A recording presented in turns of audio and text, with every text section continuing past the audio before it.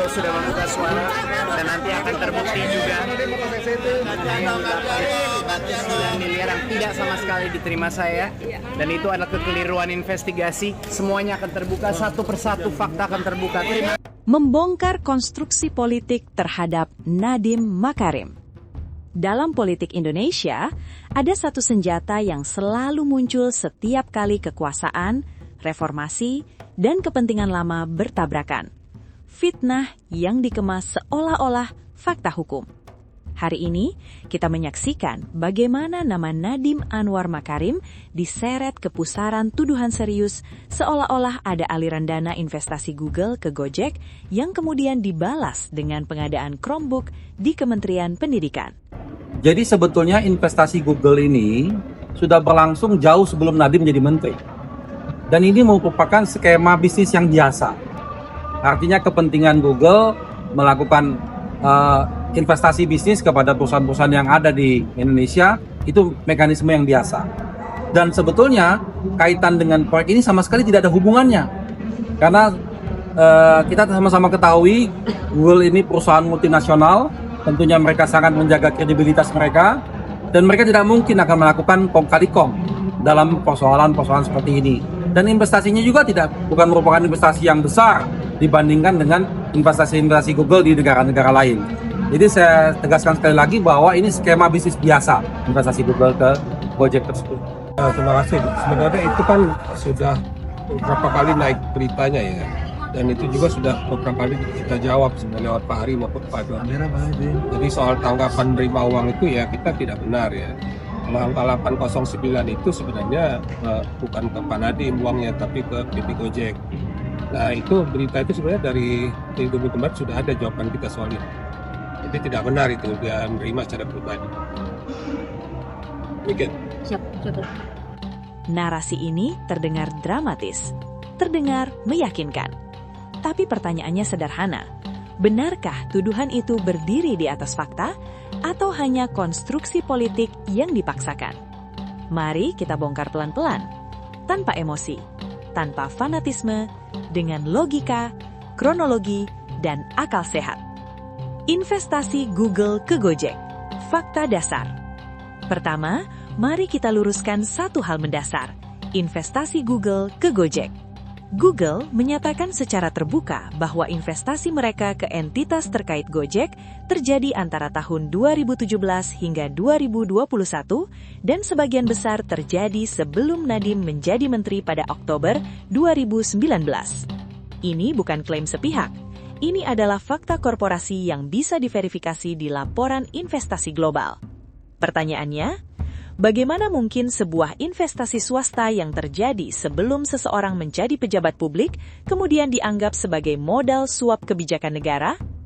Lebih jauh lagi, investasi Google bukan investasi pribadi ke Nadiem, melainkan ke perusahaan berbadan hukum dengan struktur pemegang saham yang kompleks, diawasi regulator, dan melibatkan banyak investor global lain. Dan jangan lupa satu hal krusial, Nadiem telah melepaskan seluruh jabatan struktural di Gojek ketika menjadi menteri. Kalau logika hukum ini dipaksakan, maka setiap mantan pengusaha yang masuk kabinet bisa dituduh mengatur negara demi investor lamanya. Ini berbahaya bagi demokrasi. Sekarang kita masuk ke inti tuduhan. Chromebook. Publik perlu tahu satu fakta penting yang sering sengaja diabaikan. Google tidak memproduksi dan tidak menjual Chromebook. Chromebook dibuat dan dijual oleh OEM seperti Acer, Asus, Lenovo, dan mitra lokal.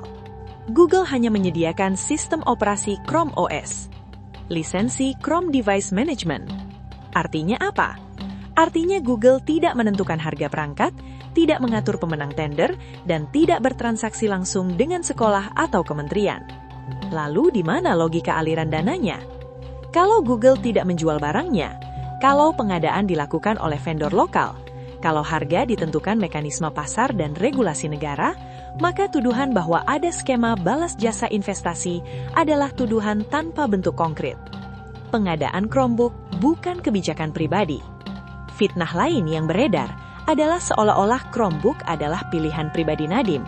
Ini juga menyesatkan. Pengadaan TIK di Kemendikbud, menggunakan dana BOS dan DAK. Memberi opsi bukan pemaksaan satu sistem operasi. Dilaksanakan oleh ribuan satuan pendidikan, bukan satu pintu di Jakarta.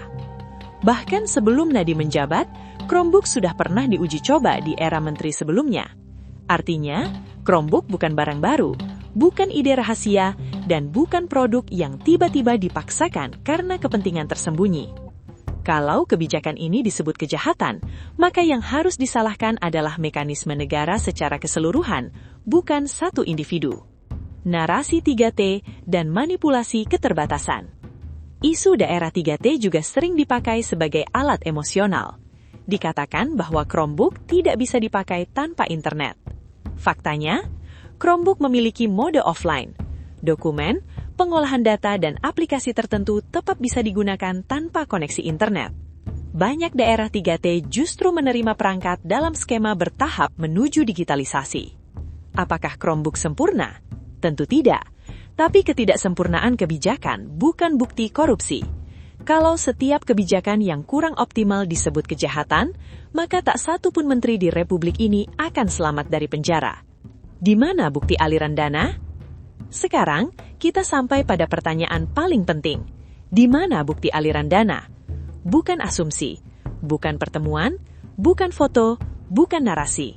Tetapi, rekening, transfer, fee, kickback, dokumen finansial. Sampai hari ini, yang disodorkan ke publik baru sebatas dugaan relasi dan kronologi pertemuan, bukan bukti korupsi material. Dalam hukum pidana, niat saja tidak cukup. Harus ada actus heus, tindakan nyata. Tanpa itu, tuduhan berubah menjadi fitnah politik yang dilegalkan oleh opini. Mengapa Nadiem? Mengapa Nadiem yang diserang? Karena ia simbol reformasi pendidikan, digitalisasi, pemutusan rente lama, ancaman bagi ekosistem pengadaan konvensional. Dalam politik, ketika seseorang mengganggu kepentingan lama, maka serangan tidak lagi soal kebijakan, melainkan soal karakter dan integritas. Cara paling efektif menghancurkan reformator adalah dengan menempelkan stigma korupsi meski buktinya rapuh. Teman-teman, kritik terhadap kebijakan pendidikan itu sah, evaluasi Chromebook itu perlu, perdebatan publik itu sehat. Tapi menuduh adanya aliran dana investasi tanpa bukti finansial konkret adalah fitnah, bukan kritik. Jika kita membiarkan logika ini hidup, maka ke depan tak ada profesional bersih yang berani masuk pemerintahan. Karena di negeri ini, rekam jejak sukses bisa dipelintir menjadi dakwaan, dan inovasi bisa diubah menjadi kriminalisasi. Membela Nadiem dalam konteks ini bukan soal memuja individu, melainkan membela akal sehat dan keadilan politik. Karena demokrasi mati bukan hanya oleh korupsi, tetapi juga oleh fitnah yang dilembagakan.